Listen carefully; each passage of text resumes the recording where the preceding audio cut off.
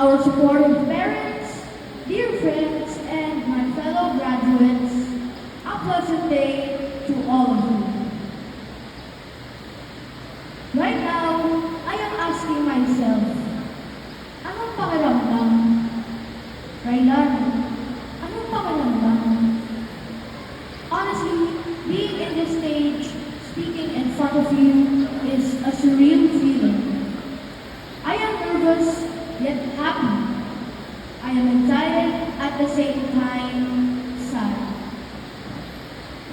It was in 2021 when VNSC became my second home. And I can't believe that 4 years have already passed. I would like to take this opportunity to say salamat po to all those who made my journey enjoyable and unforgettable.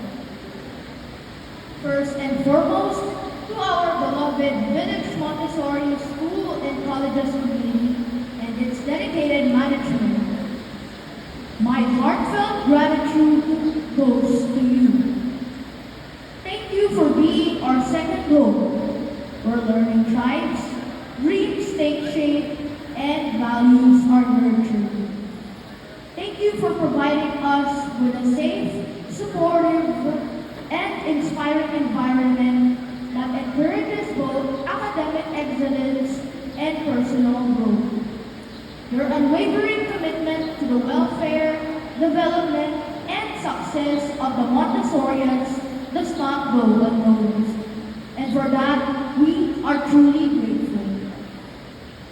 A special thanks to our beloved Madam and Ma'am Lyra, our very dynamic school leaders, for your steadfast leadership, passion for education, and tireless efforts in shaping VNSE that truly cares for its learners.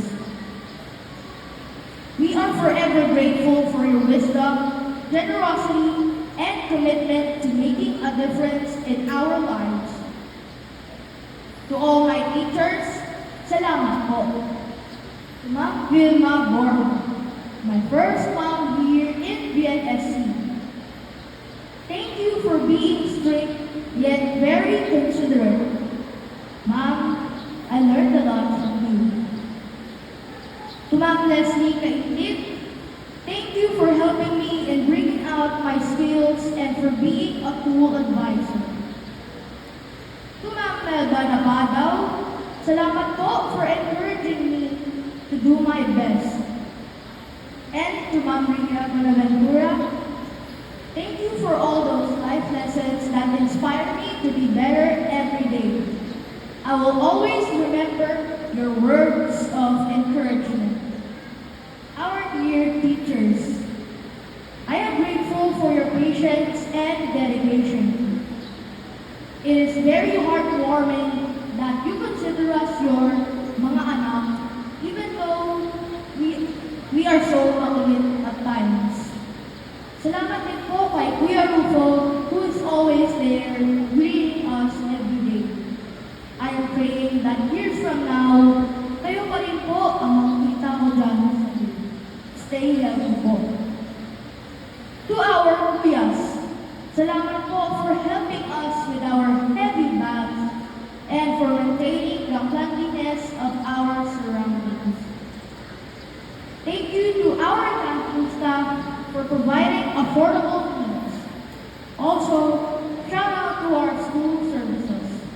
Salamat po for patiently waiting, especially at times when I woke up late, and for bringing us to school and back to our home safely. Of course, to my dear classmates who then became my friends. Thank you for making our school days more memorable. All the happy and sad moments that we shared will always be here in my heart. I will miss the kulitan in our group chats, the group presentations, and our unforgettable field trips and fun-filled Christmas and year-end parties. Mamimiss ko kayong lahat. This ceremony is not only the celebration of us graduates, but most importantly, the time to recognize the effort of our dear parents. Let us give them a loud A. One more time. A. To my parents and siblings, thank you for your unconditional love and unending support. Mama and Daddy, thank you for that. Puro ka na ng cellphone because I know that you only want me to prioritize my studies.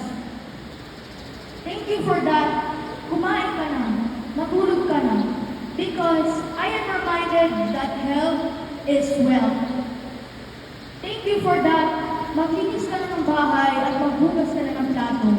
Because I know you want me to learn the basics of life. Thank you for the 20 pesos incentive for every perfect exam. I learned the importance of hard work. Pag may tiyaga, may 20.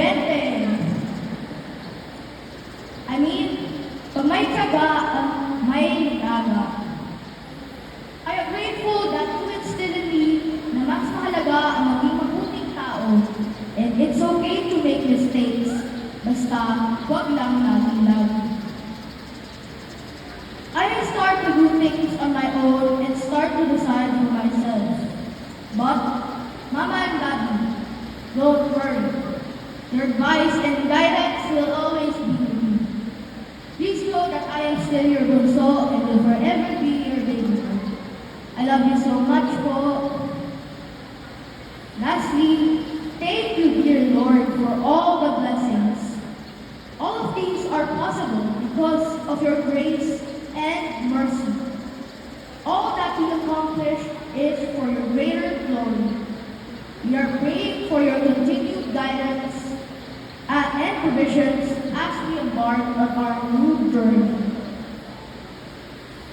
Batchmates and friends, you may now ask yourselves, ano na nga ba ang pakiramdam na mag-graduate na tayo?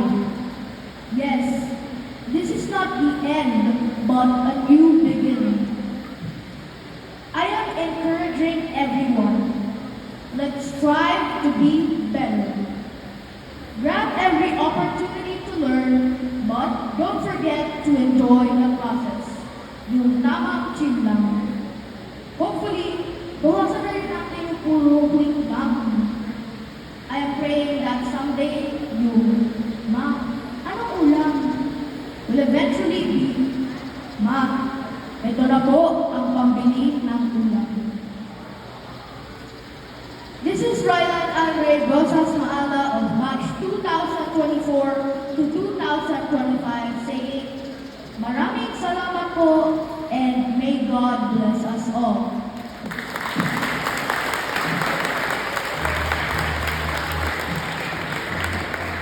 Thank you, Rylan, for those wonderful words of gratitude.